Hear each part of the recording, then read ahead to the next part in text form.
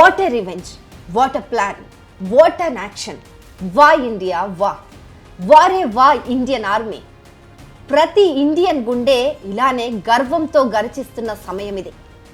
భారతీయ స్త్రీల సింధూరాలు చెరిపేస్తే కట్ చేయాల్సింది సింధు జలాలు కాదు, ఆ రాక్షసుల తలలు అని ఇండియన్ ఆర్మీ ముందే డిసైడ్ అయింది. ఆపరేషన్ సింధూర్ను అమలు చేసింది. 25 నిమిషాల్లో 21 టార్గెట్లు ఫినిష్ చేసింది. 9 ఉగ్ర స్థావరాలను మట్టుబెట్టింది.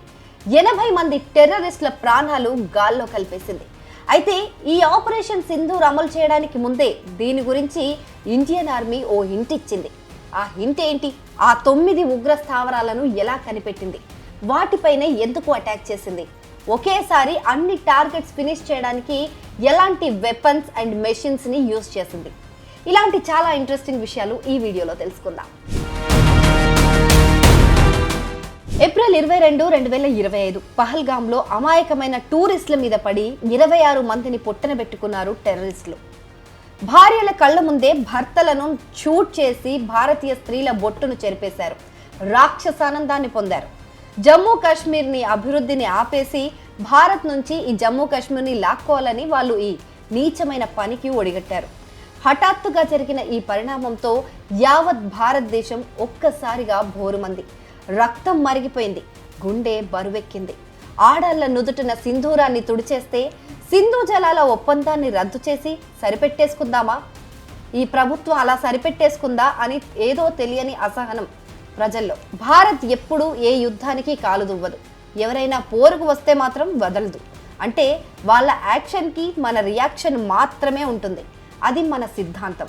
కానీ ఈసారి ఆ రియాక్షన్ కూడా గట్టిగా ఇవ్వలేదే అని అందరూ నిరుత్సాహంగా ఉన్నారు.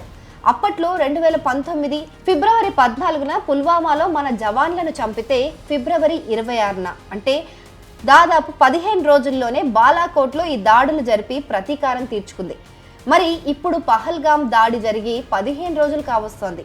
భారత్ ఎలాంటి యాక్షన్ తీసుకోవట్లేదేంటి అని అందరూ మోదీ సర్కారుకు, మన రక్షణ వ్యవస్థకు ఏమీ చేత కాదు అని గొనుక్కున్నారు.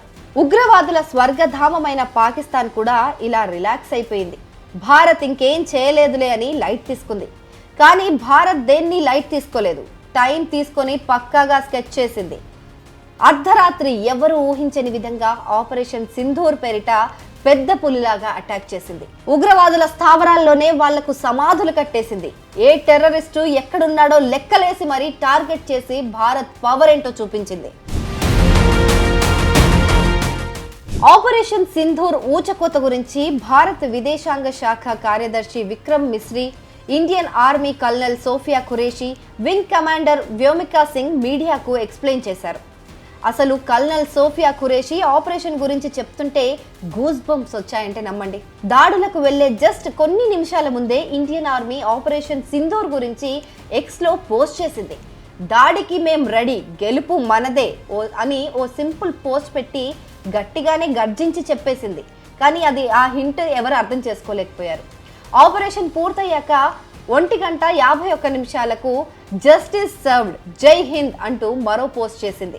ఈ ఆపరేషన్ లో మొత్తం 9 చోట్ల దాడులు జరిగాయి. అర్ధరాత్రి 1 గంట నుంచి 1:30 వరకు ఈ ఆపరేషన్ జరిగింది. మన నిఘా వర్గాలు ఇచ్చిన ఇన్ఫర్మేషన్ పక్కాగా ఉండటంతో టార్గెట్ ను మిస్ అయ్యే ఛాన్సే లేదు. ఉగ్రవాద దాడికి ప్లాన్ చేసిన వాళ్ళందరినీ మట్టుబెట్టారు మనోళ్ళు. పాకిస్తాన్లోనే కాదు, పీఓకేలో అంటే పాక్ ఆక్రమిత కాశ్మీర్లో కూడా దాడులు జరిగాయి. ఒక్క అమాయక పౌరుడికి చిన్న గీత కూడా పడకుండా చాలా జాగ్రత్తగా ఈ ఆపరేషన్ ను నిర్వహించారు ఇండియన్ ఆర్మీ. ఫస్ట్ సవాయి నాలా శిబిరాన్ని టార్గెట్ చేశారు. తర్వాత జైషే, లష్కర్-ఏ టెర్రరిస్టులను, క్యాంపులను కూడా మట్టుబెట్టారు. సియాల్కోట్లోని సర్జల్ శిబిరం, హిజ్బుల్ టెర్రరిస్టుల స్థావరాన్ని కూడా నేలమట్టం చేశారు. అయితే పాకిస్తాన్లోని టెర్రరిస్టులు దాక్కున్న ఈ 9 ప్లేస్లను భారత్ ఎలా కనిపెట్టిందో తెలుసా? దీని వెనుకున్న మన సీక్రెట్ ఏజెన్సీ NTRO అంటే నేషనల్ టెక్నికల్ రీసెర్చ్ ఆర్గనైజేషన్ ఉంది.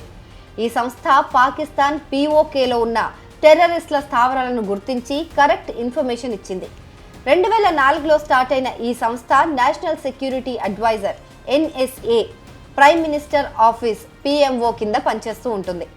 హై టెక్నాలజీని యూజ్ చేసి టెర్రరిజం, సైబర్ దాడులు, బార్డర్ ప్రాబ్లమ్స్ను సాల్వ్ చేయడంలో ఇది చాలా కీ రోల్ ప్లే చేస్తుంది.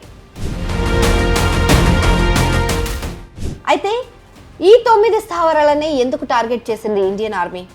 పాకిస్తాన్లో పాక్ ఆక్రమిత కాశ్మీర్ అంటే POKలో ఉగ్రవాదులుండే ఈ 9 స్థావరాలనే భారతదేశం ఎందుకు టార్గెట్ చేసిందంటే, చిన్న పిల్లలను తీసుకొచ్చి భారతదేశం పైన ఎలాంటి దాడులు చేయాలి, ఎలా మనల్ని రెచ్చగొట్టాలి, మతపరంగా మనపైన హేట్ ఎలా స్ప్రెడ్ చేయాలో బిర్యానీ పెట్టి మరీ నేర్పిస్తాడు ఇక్కడ. మతం పేరుతో ఓ సైకోయిజాన్ని నింపి మానవ బాంబులను తయారు చేసే ముఖ్యమైన 9 స్థావరాలనే ఆపరేషన్ సింధూర్లో భాగంగా టార్గెట్ చేసింది మన ఆర్మీ. అక్కడ ఉగ్రవాదులు ఏ కార్యక్రమాలు చేస్తారో ఓసారి చూద్దాం. ముందుగా బహవల్పూర్ జైష్-ఇ-మొహమ్మద్ హెడ్ ఆఫీస్ ఇక్కడే ఉంటుంది. మసూద్ అజార్ దీనికి లీడర్. ఇండియాలో జరిగిన చాలా టెర్రరిస్ట్ అటాక్స్ కు ఈ సంస్థతో లింక్ ఉంటుంది. ముర్దికేర్ లష్కర్-ఎ-తోయిబా మెయిన్ క్యాంప్ ట్రైనింగ్ సెంటర్ ఇది. 2008 ముంబై అటాక్స్ కు ఇక్కడే ట్రైనింగ్ ఇచ్చారని నమ్ముతున్నారు మన వాళ్ళు. ఇక కోట్లీ, ఈ ప్లేస్లో సూసైడ్ బాంబర్లకు, చొరబాటుదారులకు ట్రైనింగ్ ఇస్తారు. ఒకేసారి 50 నుంచి 100 మంది వరకు ట్రైనింగ్ ఇచ్చే కెపాసిటీ ఉంది ఇక్కడ. మరో స్థావరం గుల్పూర్, రాజౌరి, పూంచ్ ఏరియాల్లో దాడులకు ఇది లాంచ్ ప్యాడ్ లాంటిది. 2023-24లో ఇక్కడి నుంచే ఎక్కువ దాడులు జరిగాయి. ఇక సవాయ్ కాశ్మీర్ లోయల్లో జరిగే దాడులకు ఈ లష్కరే క్యాంపు కనెక్షన్ ఉంటుంది. సోన్మార్ట్, గుల్మార్, పెహల్గామ్ లో జరిగిన దాడుల్లో దీని హస్తం కూడా ఉంది. ఇక ఇంకోటి సర్జల్, బర్నాలా, ఇవి చొరబాటుదారులకు main centres. International border LOC దగ్గర ఉన్నాయి ఇవి. ఇక ఇంకోటి మెహమునా ఉగ్ర కేంద్రం. ఇక్కడ హిజ్బుల్ ముజాహుద్దీన్ ఉన్నారని అంచనా వేస్తున్నారు. కాశ్మీర్లో చాలా కాలంగా ఇది యాక్టివ్గా ఉంది. ఇక ఇంకో క్యాంపు బిలాల్ క్యాంప్, జైష్-ఎ-మొహమ్మద్ కు చెందిన మరో లాంచ్ ప్యాడ్ ఇది. చొరబాటుకు ముందు ఉగ్రవాదులు ఇక్కడే స్టే చేస్తారు. అందుకే వీళ్లను అంతమొందించేందుకు లక్ష్యంగా పెట్టుకుంది భారత్. అంతేకాని మన దేశంలో వాళ్ళు అమాయకులను చంపారు కదా అని మనము వెళ్ళి ఎవరో ఒకరిని వేసేసి ప్రతీకారం అని తెలివి తక్కువగా బిహేవ్ చేయలేదు. అందుకే ప్రపంచ దేశాలు ఇప్పుడు ఇండియాకి సలాం అంటున్నాయి. ఆపరేషన్ సింధూర్ కోసం భారత్ చాలా పవర్ఫుల్ స్కాల్ప్, హామర్ లాంటి మిసైల్స్ ని యూజ్ చేసింది. ఈ లాంగ్ రేంజ్ మిసైల్స్ తో శత్రువుల గుండెల్లో పరుగులు పెట్టించింది. స్ట్రాంగ్ బిల్డింగ్స్ ను కూడా కూల్చేయచ్చు వీటితో. స్కాల్ప్ మిసైల్ అయితే 250 కిలోమీటర్ల దూరంలోని టార్గెట్ ను కూడా ఈజీగా కొట్టేయగలదు. ఈ స్కాల్ప్ లో కొన్ని రకాలుంటాయి. అవి 560 కిలోమీటర్ల వరకు కూడా దూసుకెళ్తాయి. ఇక హ్యామర్ మిసైల్స్ ఉంటాయి. ఫైటర్ జెట్స్ నుంచి వేస్తారు వీటిని. ఇవి 50 నుంచి 70 కిలోమీటర్ల దూరంలో ఉన్న టార్గెట్ ను చేరుకోగలవు. ఇక రఫేల్, తేజస్, ఫైటర్ జెట్స్ ఇలా వీటి ద్వారా కూడా వీటిని ప్రయోగించవచ్చు. కానీ శత్రువుల దాడుల నుంచి కాపాడుకోవడానికి అంటే మన ఫ్లైట్స్కి ఏం అవ్వద్దనేసి డ్రోన్స్ని యూజ్ చేసి అంటే అధునాతన డ్రోన్స్ని యూజ్ చేసి ఈ అటాక్ని చేసింది ఇండియన్ ఆర్మీ. అయితే ఈ ఆపరేషన్ సింధూర్ను స్వయంగా ప్రధాని మోదీయే కంట్రోల్ చేశారు. వార్ రూమ్లో కూర్చొని లైవ్లో విజువల్స్ చూశారు ఆయన. ఆ తర్వాత CCS cabinet committee on security meeting జరిగింది. పహల్గామ్లో దాడి జరిగినప్పటి నుంచి 3 సార్లు CCS మీటింగ్ జరిగింది. ఆ తర్వాత కేంద్ర క్యాబినెట్ సమావేశం కూడా జరిగింది. అంటే పహల్గామ్ ఘటనకు రివెంజ్కి అప్పటి నుంచే పగడ్బందీగా స్కెచ్ వేస్తున్నారని అర్థం చేసుకోవచ్చు. ఫుల్ కాన్షియస్నెస్తో ఈ ఆపరేషన్ని సక్సెస్ చేయడం నిజంగా ఒక ప్రైడ్ మూమెంట్. ఇంత జరిగితే పాకిస్తాన్ మాత్రం వక్రబుద్ధిని మార్చుకోవట్లేదు. అలా అక్కడ అటాక్ జరిగిందో లేదో భారత్ పాకిస్తాన్ బార్డర్లో మన చెక్ పోస్ట్లను టార్గెట్ చేసుకొని పాక్ సైన్యం మళ్ళీ కాల్పులు స్టార్ట్ చేసింది. వాళ్ళ కాల్పుల్లో మళ్ళీ ఇవాళ 10 మంది అమాయక ప్రజలు చనిపోయారు. అయినా టెర్రరిస్టులకు మాకు ఏ సంబంధం లేదు అని చెప్పుకునే పాకిస్తాన్ ఇప్పుడు టెర్రరిస్టులను అటాక్ చేస్తే ఆ పాక్ ఆర్మీ ఎందుకు ఇంత రియాక్ట్ అవుతుంది అని ప్రపంచం గమనిస్తూనే ఉంది. అందుకే భారత్ తన ఫ్రెండ్లీ కంట్రీస్కి కూడా ఈ ఆపరేషన్ సింధూర్ గురించి పక్కా ఇన్ఫర్మేషన్ ఇచ్చింది.